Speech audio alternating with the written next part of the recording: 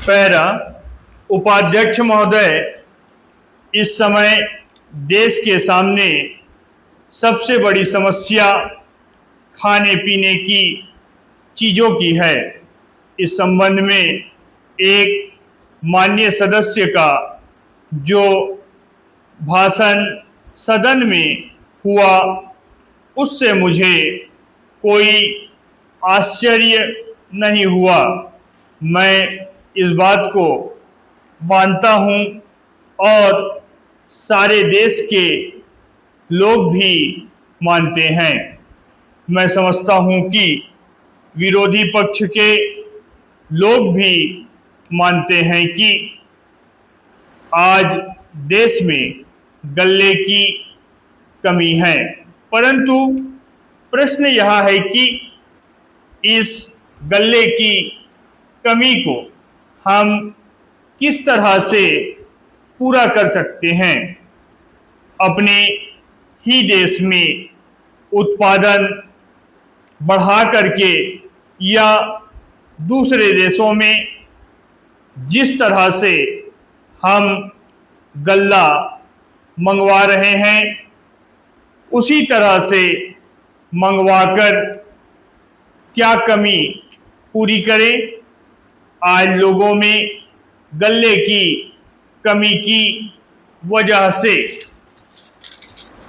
उत्तेजना फैल रही है, परेशानी बढ़ रही है और दिक्कतें बढ़ रही है।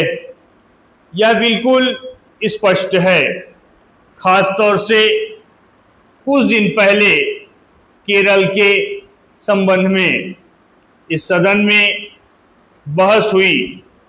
बंगाल में भी गल्ले की कमी की वजह से हालत खराब हो रही है, लेकिन मैं समझता हूँ कि देश के जितने सूबे हैं उन सब में करीब करीब वैसी ही हालत है। ऐसी हालत में हमारे देश के अंदर अपने प्रयत्नों से और अपनी मेहनत से गल्ले का अधिक से अधिक उत्पादन किया जाए, इसमें कोई दो राय नहीं है।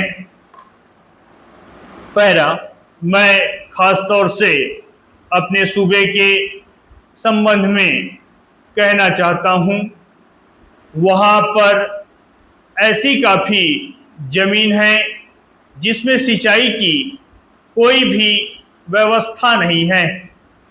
अगर वहाँ पर छोटी सिंचाई योजना के जरिए सिंचाई की व्यवस्था की जाए तो सिर्फ उस ज़मीन में कम से कम 35,000 टन एक फसल में पैदावार बढ़ सकती है।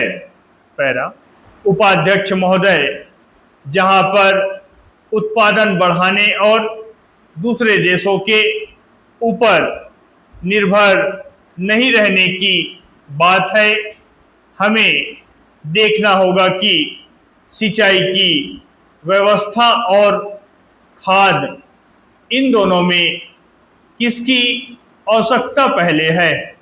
मैंने पहले भी यह कहा कि खाद के ऊपर अगर ज़्यादा जोर दिया गया और सिंचाई के कामों की उपेक्षा की गई तो नतीजा यह होगा कि जिन राज्यों में सिंचाई की अधिक से अधिक व्यवस्था है, वहीं पर इसका उपयोग हो सकता है।